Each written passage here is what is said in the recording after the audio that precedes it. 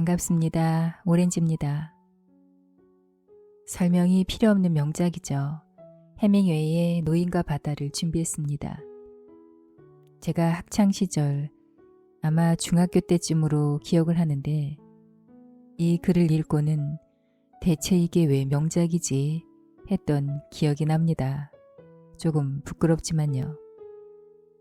하지만 세월이 많이 지난 지금 나이를 먹고 다시 읽으면서 드디어 그 해답을 찾았네요. 맨 마지막 장면에서 너무 울컥해서 녹음을 마무리 짓는데 애를 좀 먹었습니다. 노인이 바다에서 상어와 싸우는 장면은 마치 우리의 인생 과정을 나타낸 것 같다는 생각이 들었습니다. 집에 돌아와서의 안식은 그 처절했지만 용감했던 삶을 최선을 다해서 지나왔을 때 느낄 수 있는 평화라고나 할까요? 함께 그 감동을 느껴보셨으면 좋겠습니다. 총 5편 중에 첫 번째 이야기 바로 시작하겠습니다. 노인은 멕시코만에서 조각배를 타고 혼자 고기잡이를 했다. 날마다 바다로 나갔지만 지난 84일 동안 고기 한 마리 낚지 못했다. 처음 40일간은 어떤 소년과 함께 있었다. 그러나 40일이 지나도록 단 한 마리의 고기도 낚지 못하자 소년의 부모는 그 노인이 살라오임에 틀림없다고 말했다. 살라오란 운이 막혀버려 재수가 없는 것을 뜻한다. 소년은 부모의 성화에 못 이겨 다른 배를 따라 나섰는데 첫 주에 큼직한 고기를 3마리나 낚았다.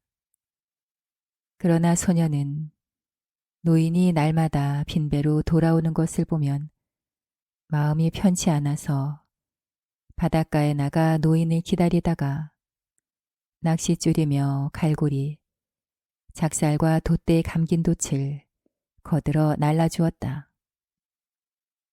돛은 밀가루 부대로 군데군데 기워져 있었는데 마치 영원한 패배를 상징하는 것처럼 보였다.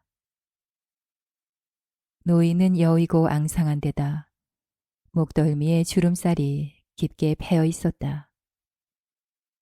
열대지방 특유의 햇빛이 바다 위에서 반사한 탓으로 야윈 볼에는 피부암에 갈색 반점이 얼굴 아래쪽까지 번져 있었다. 손에는 큰 고기를 잡을 때 힘껏 밧줄을 잡아당기면서 생긴 상처가 훈장처럼 깊게 박혀 있었다.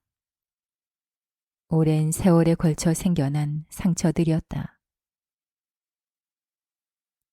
노인을 둘러싸고 있는 것은 모든 것이 다 낡고 늙어 있었다.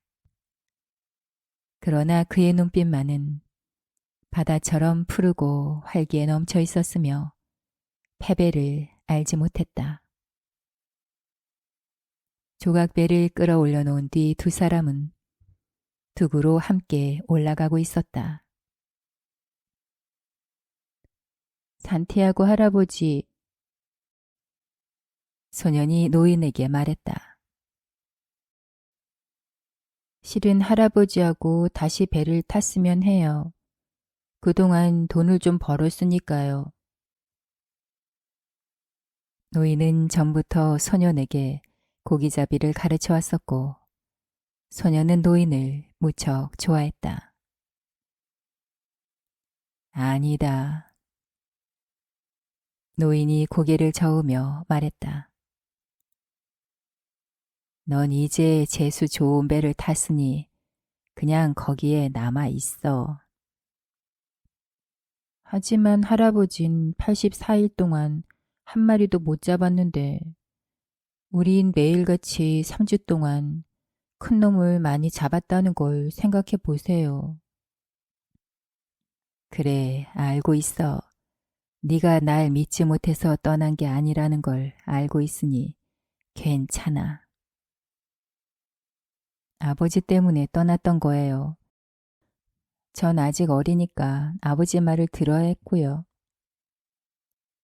그래, 알아. 물론 그래야지. 우리 아버진 신념이 깊지 못해요. 그래. 그렇지만 우리에겐 신념이 있잖아. 노인이 소년을 돌아보며 눈을 끔빡했다. 그럼요. 오늘은 테라스에서 맥주를 한 잔 대접하고 싶어요. 그러고 나서 저 어구들을 집으로 날라요. 좋지. 우린 고기잡이 동지니까. 테라스에 자리를 잡고 앉자 주변의 많은 어부들이 노인을 놀려댔다. 그러나 노인은 화를 내지 않았다. 나이 지긋한 다른 어부들은 그런 노인을 가엾게 여겼으나 그런 심정을 밖으로 드러내지는 않았다. 단지 조류라든지 낚싯줄을 들여왔던 바다의 깊이, 최근의 좋은 날씨에 대해 아니면 그날 있었던 일들에 대해 조용히 이야기를 나눌 뿐이었다. 그날 재미를 본 축들은 돌쇠치에 칼질을 해서 2개의 널빤지에 기다랗게 눕혀놓고 그 판자 양쪽에 한 사람씩 붙어 비틀거리면서 어류 저장고로 운반해 갔다. 그곳에서 하바나 시장으로 운반해 갈 냉동 화물차를 기다리는 것이다. 상어를 잡은 어부들은 만해 건너편에 있는 공장으로 가서 도르래와 밧줄로 상어를 달아올린 뒤 간을 빼내고 지느러미를 자른 다음 껍질을 벗기고 살을 소금에 절이기 위해 토막을 쳤다. 바람이 동쪽에서 불어오면 항구 건너쪽까지 상어 공장의 생선 냄새가 풍겨왔다. 그러나 오늘은 바람이 북쪽으로 불다가 그나마 그치고만 되다. 테라스에 햇볕이 잘 들고 상쾌해서 냄새도 나는 듯 마는 듯 했다. 산티아고 할아버지. 소년이 노인을 불렀다. 응. 노인이 대답했다. 그는 맥주잔을 든 채 옛날 생각을 하고 있는 중이었다. 나가서 내일 쓸 정어를 좀 구해올까요? 넌 가서 야구나 하렴. 아직은 나 혼자서도 노를 저을 수 있고 로헬리오가 어망을 던질 테니까. 하지만 전 지금 나갔다 왔으면 좋겠는데요. 할아버지하고 같이 고기잡이 할 수 없으니까 다른 일이라도 도와드리고 싶어요. 맥주를 샀잖아. 그걸로 됐어. 너도 이제 어른이 다 됐구나. 할아버지가 절 처음 배에 태워주셨던 게 제가 몇 살 때 일이죠? 5살이었지 아마. 내가 그때 꽤 힘센 놈을 하나 잡아 올렸는데 그 놈이 배를 산산조각 낼 뻔했지. 너도 하마터면 죽을 뻔했어. 기억나니? 생각나는 건 그놈이 꼬리를 철썩거리는 통에 가로대가 부러지고 할아버지가 몽둥이로 그놈을 후려 갈기던 소리예요. 할아버지가 그때 절 뱃머리 쪽으로 떠밀어 버리던 거며 배 전체가 요동치는데 큰 나무를 찍어 넘기듯 할아버지가 몽둥이로 그놈을 내려치던 소리. 이윽고 내 몸에서 늘큰한 피비린내가 나던 것도 기억해요. 정말 그때 일을 다 기억하고 있는 거냐? 아니면 내가 나중에 이야기해 주었던 건가? 우리가 함께 배에 타고 나간 다음부터 일은 다 기억하고 있는걸요. 노인은 햇볕에 그을은 얼굴을 들더니 자애로운 눈으로 소년을 바라보았다. 네가 내 아들이라면 널 데리고 나가서 모험이라도 해보겠는데. 하지만 너한텐 부모님이 계신데다. 또 넌 지금 재수 좋은 배를 타고 있잖니. 정어리를 구해올까요? 미끼도 4개쯤은 구해올 수 있어요. 내 미낀 오늘치도 아직 많이 남았다. 괴짝에 소금으로 절여두었어. 싱싱한 걸로 4마리만 가져올게요. 정 그렇다면 1마리만 가져오너라. 노인은 희망과 자신을 완전히 잃은 적은 없었다. 지금도 미풍일 때처럼 희망과 함께 자신감이 솟구치는 걸 느낄 수 있었다. 2마리만 가져올게요. 소년이 고집을 부렸다. 그래, 2마리만. 설마 훔친 건 아니겠지? 훔칠 수도 있었지만 이건 산 거예요. 고맙다. 노인이 말했다. 그는 단순한 성격이라 일단 한번 결정하고 나면 지나간 일에 집착하지 않았다. 그러나 그는 지금 자기가 양보했다는 걸 깨달았고 그것이 결코 부끄러운 일도 진정한 자부심에 손상을 주는 일도 아니라고 생각했다. 조류가 이대로만 있어준다면 내일은 재수가 좋을 거야. 내일은 어느 쪽으로 가시려고요? 멀리 나가보려고. 그래도 바람이 바뀌면 돌아와야지. 날이 밝기 전에 나가야겠다. 저도 주인을 졸라서라도 멀리 나가볼게요. 할아버지가 만일 진짜 큰 놈이라도 잡게 되면 옆에서 할아버지를 도울 수 있게 말이에요. 네 주인은 너무 멀리 나가는 건 싫어할걸. 그래도 새가 고기를 찾고 있는 거나 또 주인이 보지 못한 걸 봤다고 우겨서 돌고래를 쫓아 멀리 나가게 할 거예요. 그 사람 시력이 그렇게 나쁘냐? 장님이나 마찬가지예요. 그래, 그거 참 이상하구나. 그 사람은 거북 사냥을 나간 적이 없을 텐데. 거북 사냥을 하면 눈이 상하거든. 할아버진 머스키토 앞바다에서 몇 년씩이나 거북 사냥을 했는데도 아직 눈이 좋으시잖아요.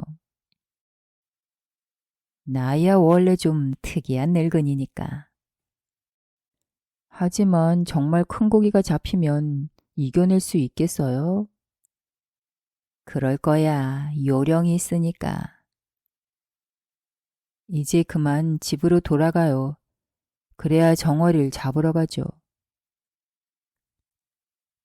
그들은 노인의 조각배에서 고기 잡는 도구를 집어 들었다. 노인은 어깨에 돛대를 메었고 소녀는 낚싯줄이 든 나무 휘짝과 갈고리대, 긴 창살이 달린 작살 등을 손에 들었다. 조각배의 고물 밑에는 미끼통이 들어있었고 그 옆에는 큰 고기를 낚아 올릴 때 후려치는 몽둥이가 있었다. 노인의 물건을 훔쳐갈 사람은 없었지만 돛과 굵은 밧줄은 이슬을 맞으면 좋지 않기 때문에 집으로 가지고 가는 편이 나았다.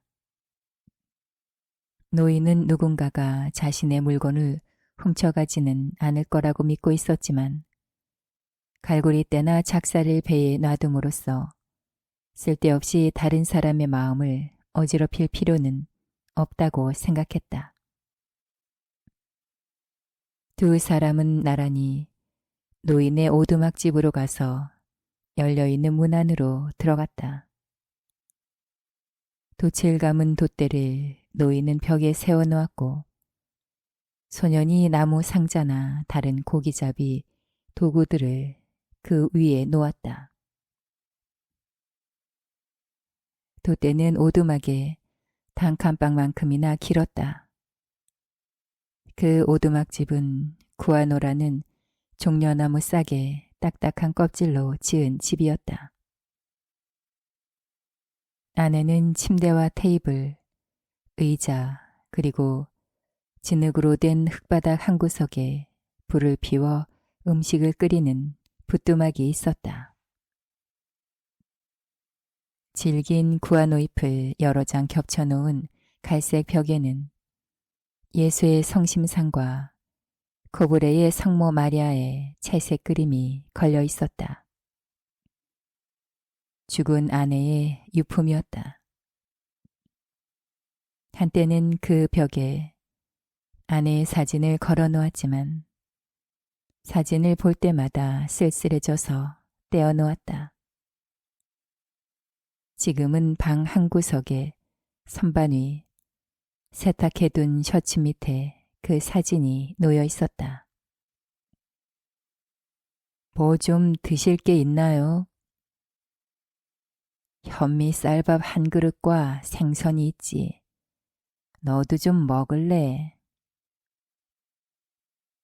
전 집에 가서 먹겠어요. 불 좀 피워드릴까요? 괜찮다. 내가 나중에 피우지. 그냥 차게 먹어도 되고. 제가 투망을 가져가도 될까요? 좋고 말고.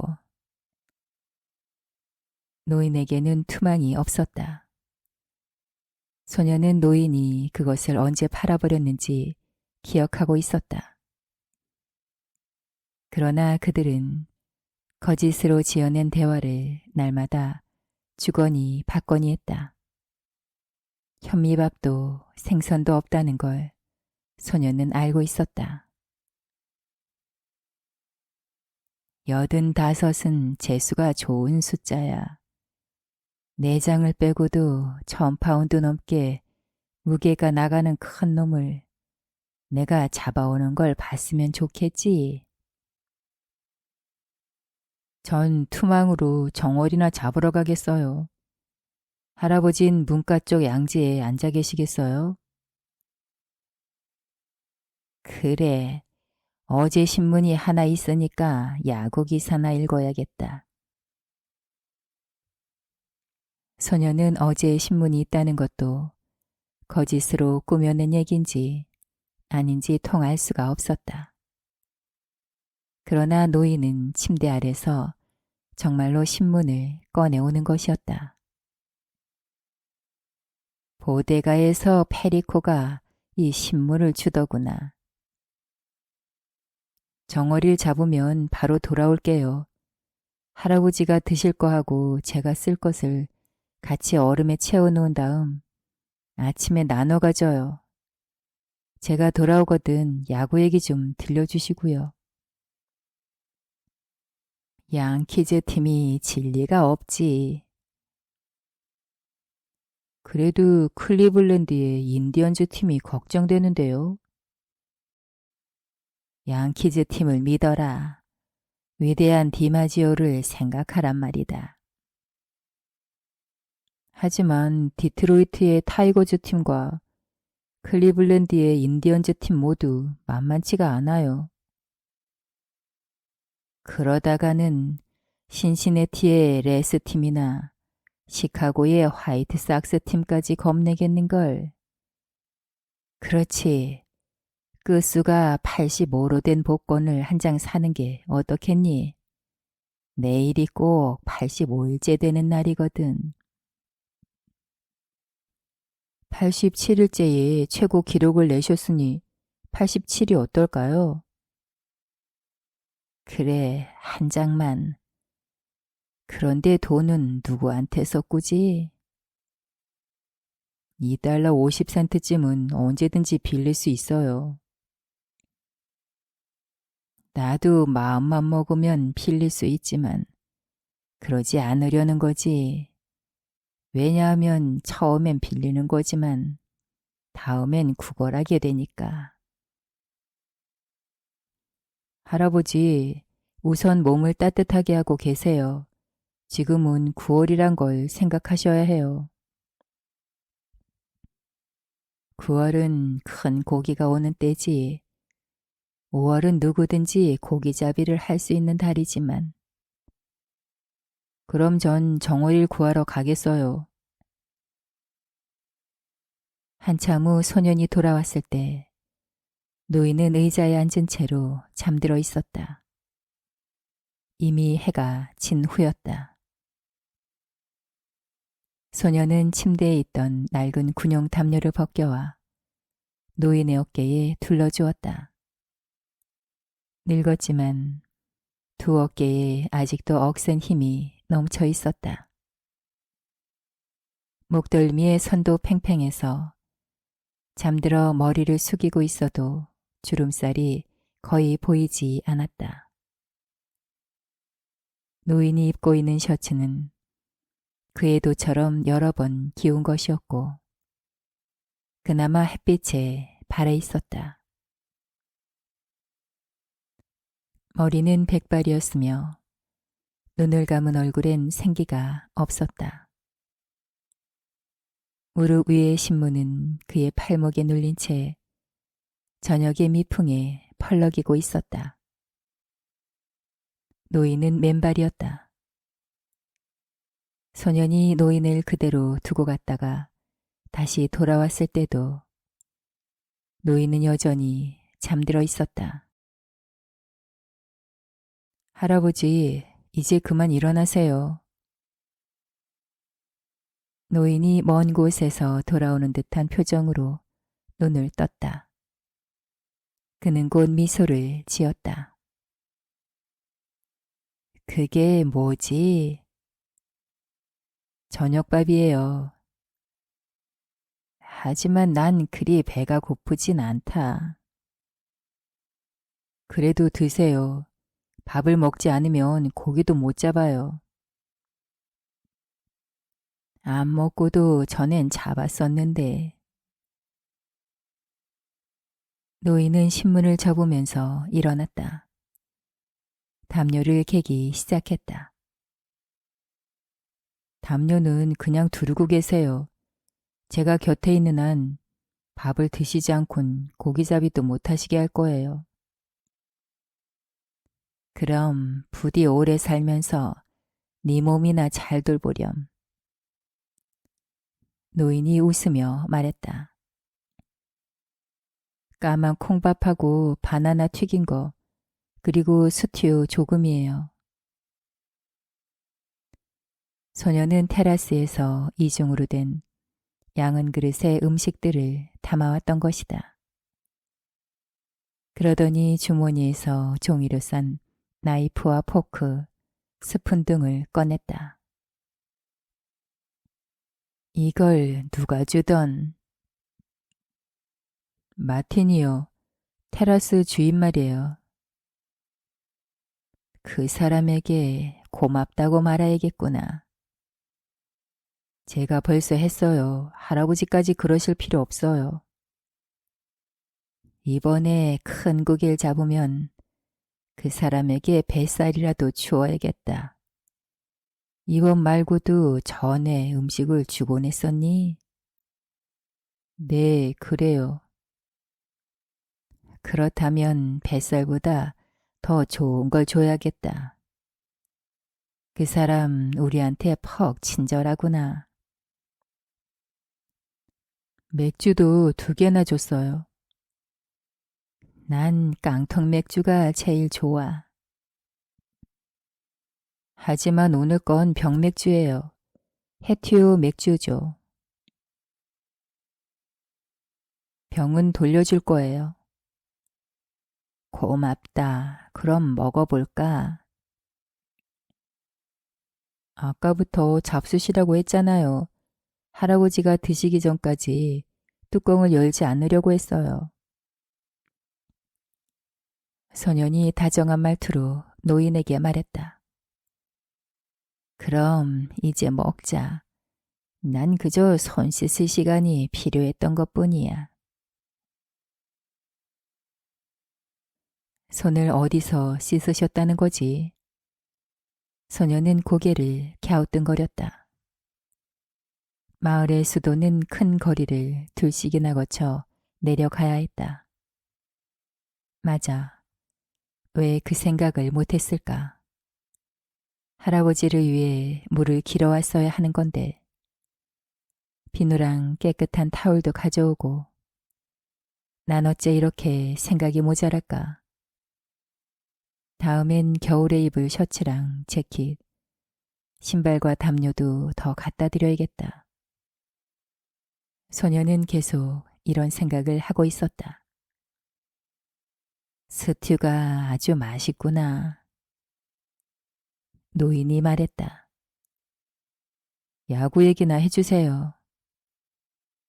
아메리칸 리그에선 역시 양키즈 팀이 최고야. 노인이 흥이 나서 말했다. 하지만 오늘은 졌는걸요. 별것 아니야. 위대한 디마지오가 다시 활약할 거니까.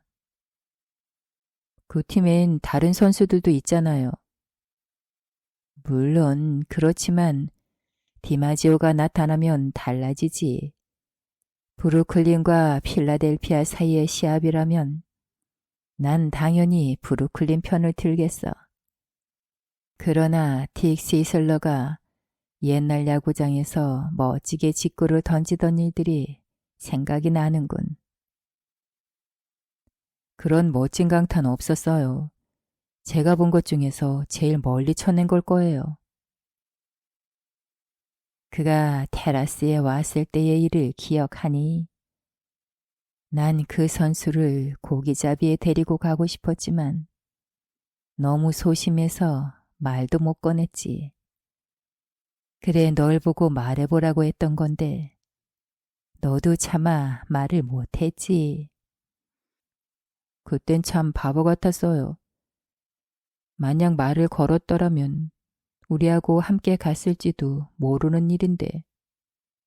그랬다면 우린 평생 그 일을 잊지 못했겠죠. 난 지금도 그 위대한 디마지오를 고기잡이 한번 데리고 나갔으면 좋겠어. 그의 아버지도 어부였다고 하던데 아마 디마지오도 한땐 우리처럼 가난했을 테니 서로 잘 통할 거야. 내가 네 나이 땐 횡범선을 타고 아프리카로 갔었어. 저녁 땐 사자들이 해안까지 나와서 어슬렁거리는 걸 봤지. 알아요. 전에도 얘기하셨어요. 아프리카 얘기를 더 할까? 야구 얘기를 더 할까? 야구 얘기요. 유명한 존 제이 맥글로우에 대해 얘기해 주세요. 예전엔 그도 종종 이 테라스에 나타나곤 했었지. 그렇지만 성질이 사납고 말투가 거칠어서 한번 술에 취하면 다루기가 힘들었어.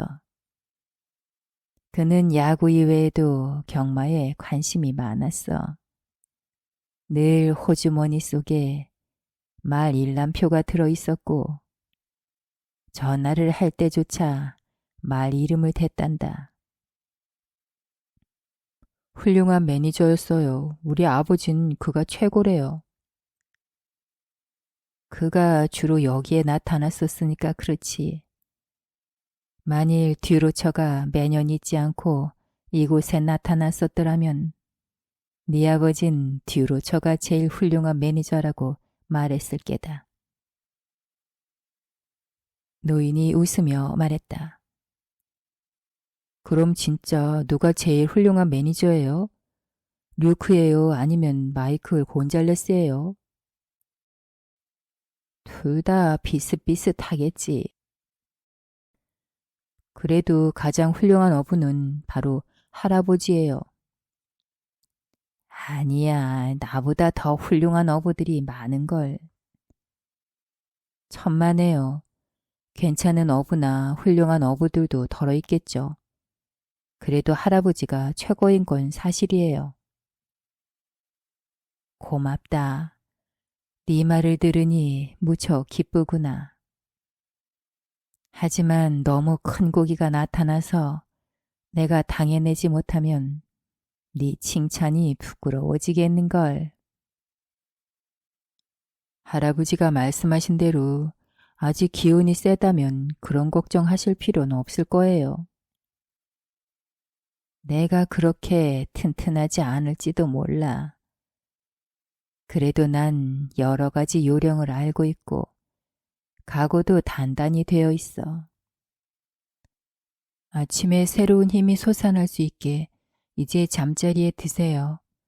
저는 이 그릇을 테라스에 돌려주겠어요. 잘 자라. 아침에 내가 깨우마. 할아버지가 제 자명종이라니깐요. 내 자명종은 내 나이다. 늙은이 왜 그렇게 일찍 잠이 깨는지 몰라. 영원히 잠들 시간이 가까웠으니까 하루를 좀 더 길게 보내라는 걸까? 젊은 애들은 늦잠을 잔다는 거밖에 모르겠어요. 나 역시 그랬었지. 제 시간에 깨우마. 전 주인이 깨워서 일어나는 게 싫어요. 그때마다 제가 그 사람만 못한 것 같다는 생각이 들거든요. 그래, 알겠다. 편히 주무세요, 할아버지. 소녀는 밖으로 나갔다. 식탁에 불도 켜지 않고 저녁을 먹었기 때문에 노인은 어둠 속에서 그대로 바지를 벗고 잠자리에 들었다. 바지를 둘둘 말아서 그 속에 신문을 넣어 베개 대신 베었다. 담요로 몸을 감고 침대 스프링 위에 깐 신문지 위에서 잤다. 노인은 어렸을 적에 보았던 아프리카의 꿈을 꾸었다. 꿈속에서 길게 휜 황금빛 해안과 흰 모래사장과 높은 곳, 거대한 갈색 산들을 보았다. 밤마다 노인은 꿈속에 그 해안에서 살다시피 했고 꿈속에서 파도 소리를 들었고 파도 속을 뚫고 온 주민들이 배를 저어오는 것을 보았다. 노인은 가판의 타르 냄새와 뱃밤 냄새를 맡았고 무태서 불어오는 아침의 미풍 속에서 아프리카의 냄새를 맡곤 했다. 무태의 미풍 냄새를 맡게 될 쯤 노인은 습관적으로 잠에서 깨어나 옷을 입고 소년을 깨우러 갔다. 그러나 오늘은 그 미풍 냄새를 맡으면서도 너무 이른 시각이라는 것을 느꼈고 그래서 다시 꿈속으로 돌아가 바다에서 솟아오르는 섬의 흰 산봉우리를 보았고 카나리아 국도의 여러 항구며 정박장에 대한 꿈을 꾸었다. 노인은 이제 더 이상 폭풍우나 여자, 큰 사건이나 큰 고기, 싸움, 힘겨름과 아내에 대한 꿈 같은 것은 꾸지 않았다. 다만 그동안 돌아다녔던 여러 장소며 해안의 사자 꿈을 꿀 뿐이었다. 사자는 마치 고양이 새끼처럼 황혼 속에서 뛰놀았고 노인은 소년을 사랑하는 것처럼 그 사자들을 사랑했다. 하지만 이상하게도 소년에 대한 꿈을 꾸는 일은 없었다. 노인은 곧 잠에서 깨어 열린 문으로 달을 쳐다보며 베개 대신으로 베고 있던 바지를 주섬주섬 꿰입었다. 판자지 바깥에서 소변을 보고 소년을 깨우러 올라갔다. 그는 새벽 추위에 몸을 오싹 떨었다. 그러나 잠시 떨다 보면 몸이 따뜻해질 거고 또 힘차게 노를 젓게 되리라고 생각했다. 소년의 집은 늘 문이 잠겨 있지 않았다. 노인은 문을 열고 맨발로 가만히 걸어 들어갔다. 소년은 첫 번째 방 침대에서 자고 있었는데 희미해져가는 달빛으로 그 모습을 똑똑히 알아볼 수 있었다. 노인은 가만히 소년의 발을 잡았다. 이윽고 소년이 눈을 떴다. 노인이 고개를 끄덕이자 소년은 의자 위에서 바지를 집어들고 침대에 앉은 채로 옷을 입었다. 노인이 나가자 소년이 따라 나섰다. 잠이 덜 깬 소년의 어깨 위에 노인이 팔을 두르며 말했다. 미안하구나. 천만에요. 어른이 되려면 이 정도는 해야죠. 그들은 노인의 어두막까지 내려갔다.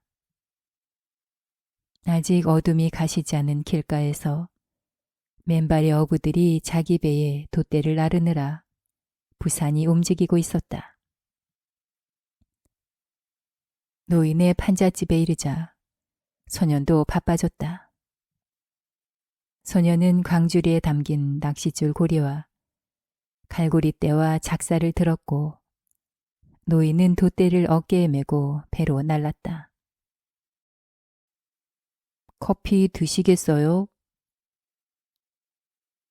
이 도구들을 배에 갖다 두고 와서 들자. 그곳에는 이른 새벽마다 어부들에게 음식을 파는 곳이 있었다. 그들은 그곳에서 연유통으로 커피를 마셨다. 어젯밤엔 잘 주무셨어요?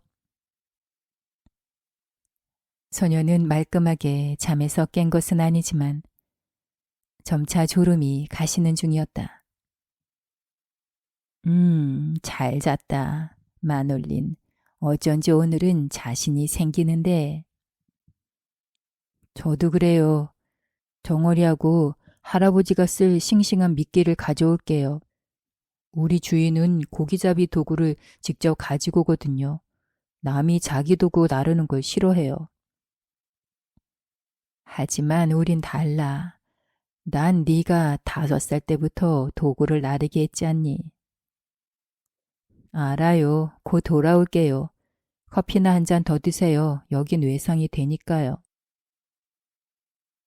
소녀는 맨발로 산호석 위를 공중공중 뛰어 미끼가 저장되어 있는 얼음집으로 갔다. 노인은 천천히 커피를 마셨다. 그것으로 하루를 견뎌야 하기 때문에 끝까지 먹어둬야 한다고 생각했다. 오래전부터 노인은 먹는 것이 귀찮아져서 점심을 가지고 나가지 않았다.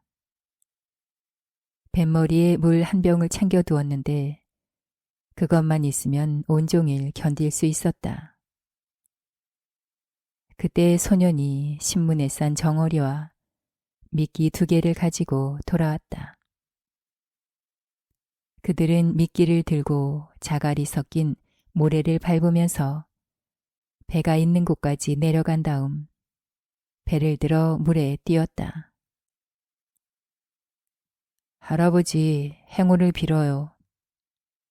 너도 행운을 빈다. 노인은 노에 묶어둔 밧줄을 녹꽂이에 비틀어 매고 녹이 쓸 물에 밀어 넣으며 몸을 앞으로 구부렸다. 그리고 천천히 어둠을 헤치며 항구 밖으로 노를 저어 나가기 시작했다. 벌써 다른 배들도 바다로 나가고 있었다. 달이 산 너머로 넘어간 시각이어서 아무것도 보이지 않았으나 노가 물을 차는 소리를 들을 수 있었다. 가끔 누군가 배 위에서 말하는 소리가 들릴 때도 있었다. 그러나 대개 고깃배에서는 노 젓는 소리만 들릴 뿐 조용했다. 고깃배들은 항구 밖으로 나가면 각자 뱃머리를 돌려 뿔뿔이 흩어지는 것이다. 노인은 오늘 멀리 나갈 생각이었으므로 무태 냄새를 뒤로하고 넓은 대양의 맑은 냄새를 쫓아 노를 저어 나아갔다. 어부들이 큰 샘이라고 부르는 곳까지 왔을 때 노인은 물속의 해초가 인광을 발하는 것을 보았다. 이곳은 수심이 700길이나 움푹 꺼져 들어간 지점으로 해류가 바다 밑바닥에 가파른 벽에 부딪혀 소용돌이를 이루고 있었기 때문에 갖가지 종류의 물고기가 모여들었다. 새우와 미끼감으로 쓸 잔고기가 수없이 많았으며 가끔 아주 깊숙한 곳에 오징어 떼들이 몰려있다가 밤이 되면 수면 가까이 올라와서 오가는 물고기에게 잡아먹히기도 했다. 노인은 어둠 속에서 아침이 다가오는 것을 느낄 수 있었다. 노를 저하감에 따라 날치가 물을 차고 올라올 때에 물의 진동이 느껴졌고 빳빳하게 세운 날개로 공기를 쉿 가르는 소리도 들을 수 있었다. 바다에서는 날치가 노인의 제일 친한 친구였기 때문에 노인은 날치를 대단히 좋아했다. 그는 새들을 가엾게 여기는 사람 중 하나였다. 특히 작고 가냘픈 검정새 제비 갈매기는 무리를 날며 언제나 먹이를 찾고 있었지만 먹을 것을 거의 구하지 못했기 때문에 더 불쌍했다. 우리 인간보다 더 고달프게 살고 있구나. 어쩌자고 신은 잔인한 바다에 바다제비처럼 저렇게 약한 새를 만들었을까. 바다는 다정하고 아름답지만 갑자기 잔인하게 돌변할 수 있는데 이 심술궂은 바다에서 가냘프고 구슬픈 소리로 노래를 부르며 먹이를 찾아 떠도는 새들은 너무나 연약한 존재로구나. 노인은 바다를 늘 라마르라고 생각했다. 그것은 스페인 사람들이 바다를 사랑하는 마음으로 붙인 여성 명사였다. 바다를 사랑하는 사람들이 간혹 상스러운 말로 바다를 욕할 때가 있기는 해도 그런 때 역시 바다는 여자로 여겨졌다. 간혹 젊은 어부들 가운데선 낚싯줄을 뜨게 하려고 찌를 사용했다든지 아니면 상어의 간으로 돈을 많이 벌어서 모터보트를 사게 되었을 경우 바다를 남성 명사인 엘마르라고 부르기도 했다. 그들은 바다를 경쟁자나 경쟁 장소라고 생각했고 심지어는 적이라고까지 말했다. 그러나 노인은 언제나 바다를 여성으로 여겨 바다가 큰 은혜를 베풀거나 간직하고 있다고 생각했다. 그래서 가끔 바다가 사나워지고 모질어질 때에는 어쩔 수 없는 사정이 있어 그러는 것이려니 여겼다. 달이 여인에게 영향을 미치듯 바다에게도 영향을 미친다고 생각했던 것이다. 노인은 쉬지 않고 노를 저었다. 배는 적당한 속력을 유지하고 있었고 바다가 잔잔해서 노젓는 일이 전혀 힘들지 않았다. 조류의 덕택으로 배를 움직이는 힘의 3분의 1은 덜 수 있었다. 동이 트기 시작했을 땐 처음 목적지로 여겼던 곳보다 훨씬 멀리 나오게 되었다. 지난 일주일 동안 깊은 곳에서 낚시질을 했지만 매일 허사였지. 오늘은 칼고등어와 다랑어떼가 모이는 곳에서 작업을 해야겠다. 거기에 큼직한 놈이 있을지 모르니까. 노인은 날이 완전히 밝아지기 전에 미끼를 꺼내려고 노를 놓았다. 이제 배는 조류에 맡길 심산이었다. 우선 미끼 하나를 40길 아래로 넣었다. 두 번째 것은 75길 아래로, 세 번째 것과 네 번째 것은 각각 100길과 125길 아래에 푸른 물 속에 내려뜨렸다. 낚시 바늘의 몸대는 미끼고기 안으로 밀어넣어 단단히 꿰맸고 구부러지고 뾰족한 부분은 싱싱한 정어리로 쌌기 때문에 미끼는 모두 머리를 아래로 두고 매달려 있었다. 정어리들은 양쪽 눈을 꿰어 달아 놓았는데 그 모양이 마치 돌출된 낚싯바늘에 반달 모양의 화환을 씌운 것 같았다. 미끼의 구수한 냄새가 고기들의 입맛을 돋굴만 했다. 소년이 노인에게 싱싱한 다랑어 새끼 2마리를 주었는데 그것은 제일 깊이 던진 줄에 매달려 있었다. 다른 줄에는 한 번 썼었던 푸른 정어리와 누르스름한 빛을 띠고 있는 연어 순놈을 매달았다. 연필 굵기만한 낚싯줄에는 초록색 수액을 칠한 막대기를 하나씩 매달아 놔 고기가 미끼를 조금 잡아당기거나 닿기만 해도 막대기가 물속에 잠기도록 되어 있었다. 또 낚싯줄마다 40길짜리의 낚싯줄 2벌이 같이 달려 있었는데 이것을 다른 낚싯줄에 이어 맬 수 있도록 되어 있어서 경우에 따라선 물고기가 300길 이상까지 낚싯줄을 끌고 나갈 수 있었다. 이제 노인은 배전 너머로 낚싯대 3개가 물에 잠기는 것을 지켜보면서 낚싯줄을 적당한 수심에서 위아래로 팽팽하게 당겨지도록 가만히 노를 저었다. 이제 곧 해가 솟아오를 것 같았다. 해가 바다 위로 희미하게 떠오르자 저 멀리 물 위에 떠있는 다른 고깃배들이 조류를 가로질러 야트막하게 흩어져 있는 걸 볼 수 있었다. 날이 점점 더 밝아지면서 수면 위에 햇빛이 반짝거리기 시작했고 이윽고 해가 수평선 위로 떠오르면서 바다에 햇빛이 반사되어 눈이 부셨다.